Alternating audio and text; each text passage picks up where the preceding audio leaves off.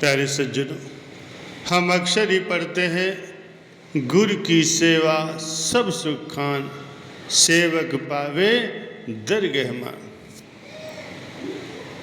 इस पर जो भी सच्चे मन से अमल करेगा वो निश्चय ही भवसागर से पार हो जाएगा। संत फरमाते हैं, एक तो गुरु दर की निष्काम भावना से सेवा करो और दूसरा सच्चे नाम का अभ्यास करो, तीसरा मन के मिथ्या अहंकार का त्याग करो, क्योंकि अहंकार की गई सारी कमाई को पल भर में नष्ट कर देता है। सेवा वही सफल है जो अहंकार से रहित होकर के की जाए। सत्ता और बलवंता को ये अहंकार हो गया था कि हमारी सुरीली वाणी में किए गए कीर्तन के कारण ही यहाँ पर इस दरबार में संगत आया करती है। अभिमानवश वे गुरु साहिब जी के कहने लगे कि हम दरबार में हैं तो आप गुरु हैं, अगर हम चले जाएं तो आपको कोई पूछेगा भी नहीं। इस अहंकार ने उन्हें चोटी से गिरा करके गड्ढे में डाल दिया। उनके शरीर पर ऐसा कोढ़ निकला कि सारे सेवक उनकी शक्ल देखने से भी कतराने लगे। प्यारे सज्जनों, इसलिए मान रहित होकर के की गई सेवा ही मालिक के दरबार में परवान चढ़ती है। गुरबाणी में वर्णन आया है, आप गवाई सेवा करे ताकि छुपाए मान, जिन सेविया तिन पाइया मान। भाव दरगाह में सम्मान तभी मिलेगा जब हृदय से अहं का भाव तो त्याग कर देगा। जिसने भी आपा भाव को मिटा करके दीनता को धारण करके सेवा की, उन्होंने ही लोक और परलोक में सम्मान पाया। भगवान श्री कृष्ण जी ने भी श्रीमद् भगवत गीता के 4 अध्याय के 34वें श्लोक में ज्ञान प्राप्त करने के लिए 3 बातों का वर्णन किया है। वे क्या हैं? नम्रता, आज्ञा पालन और सेवा। सेवक ही गुरु का प्यारा होता है। सेवा ही सेवक का सच्चा आभूषण है।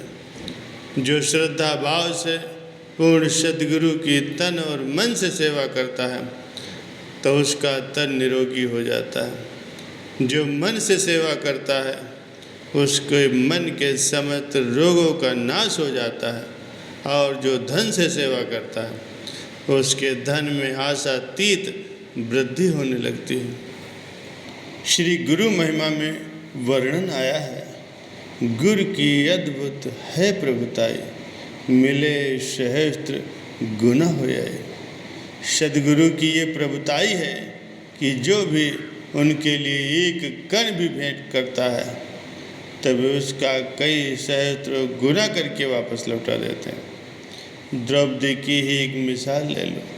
द्रौपदी ने अपनी साड़ी का एक टुकड़ा फाड़ करके भगवान श्री कृष्ण जी की उंगली में बांधा था, तो भगवान ने उस छोटे से टुकड़े के बदले समय आने पर उसे सहस्त्र साड़ियाँ प्रदान कर दी। ये सब महापुरुषों की सेवा करने का ही प्रताप है। इसी प्रकार सुदामा को एक मुट्ठी भर चावल भेंट करने के बदले उसे अपार धन संपदा का मालिक बना दिया। श्री गुरु महिमा में वर्णन आया है, जो गुरु को भोजन करवावे, मनो त्रिलोक ही नूत जमावे। जो श्रद्धा भाव से सद्गुरु को भोजन करवाता है उसे त्रिलोकी को भोजन करवाने का फल मिलता है, क्योंकि सद्गुरु ब्रह्म स्वरूप होते हैं। उनकी सेवा सारे ब्रह्मांड की सेवा होती है। द्रौपदी के पात्र से बचे हुए एक दाने को भगवान श्री कृष्ण जी ने मुख में डाला तो दुर्वासा ऋषि अपने अनेकों शिष्यों सहित उनका सबका पेट भरा हुआ जानकर नदी पर से ही वापस चले गए। श्री रामकृष्ण परमहंस जी एक बार कुछ सेवकों के साथ नाव में भ्रमण कर रहे थे। उन्होंने अपनी खाने पीने की समस्त सामग्री उन्हें भेंट करते हुए कहा, इसमें से पहले आप कुछ ग्रहण कर लें, फिर हम सब ग्रहण कर लेंगे। लेकिन वे तो ठहरे मौजी, भेंट की गई सारी सामग्री ही सेवन कर ली। उन लोगों ने क्या देखा कि खाया केवल स्वामी जी नहीं था, लेकिन पेट सबका भर गया। ये सब कमाई वाले महापुरुषों की सेवा की ही बरकत होती है। एक बार श्री गुरु हरिराज जी के पास एक आदमी आया। उसने विनती की, महाराज पहले मैं बहुत ही गरीब था, फिर अमीर हो गया, लेकिन अब दोबारा फिर गरीबी वापस आ गई है। इसका क्या कारण है? श्री गुरु महाराज जी ने फरमाया कि हमारे 2 सेवक एक घर में रहते थे। हमने उन्हें कहा कि गुरु के घर की सेवा करो, परंतु उन्होंने मनमति पर चल करके उस वचन का पालन नहीं किया और फलता हुए कबूतर और कबूतरी बन गए। एक बार कबूतरी ने कबूतर से कहा कि हमने गुरु का वचन न मान करके सेवा नहीं की, इसलिए हमें ये जन्म प्राप्त हुआ है। अच्छा होगा अभी जितना संभव हो सके उतनी सेवा कमा लो। कबूतर ने कहा कि अभी कौन सी हम सेवा कर पाएंगे। कबूतरी ने कहा, गुरु की सेवा अंदाज के हिसाब से नहीं अपितु भावना के अनुसार की जाती है। देखो, इस घर में अन्न के दाने सूखने को डाले गए हैं, इनमें से ही कुछ दाने चोच में भर करके हम लंगर की सेवा में डालाते हैं। इस प्रकार से वे दोनों सेवा के कार्य में जुट गए।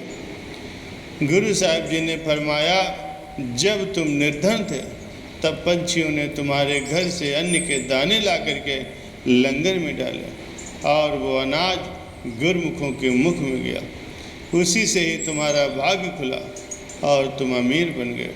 अमीर होने के बाद तुमने पंछियों के आने का रास्ता ही बंद कर दिया, जिससे तुम्हारे दाने लंगर में पहुंचने बंद हो गए और तुम अमीर से पुनः ही गरीब बन गए। गुरु के घर की सेवा से ही बरकत होती है और वो करते रहोगे तो बढ़ते रहोगे। ये वचन सुन करके उसने सत्य वचन कह करके गुरु दरबार की तन मन धन से सेवा करने का दृढ़ संकल्प लिया और कुछ ही समय में वो फिर से अमीर हो गया। प्यारे सज्जनों, गुरुवाणी में वर्णन हुआ है, सतगुरु की सेवा चाकरी, सुखी हूँ सुखसार, ऐथे मिलन बड़ियाइया, दरगाह मोख द्वार।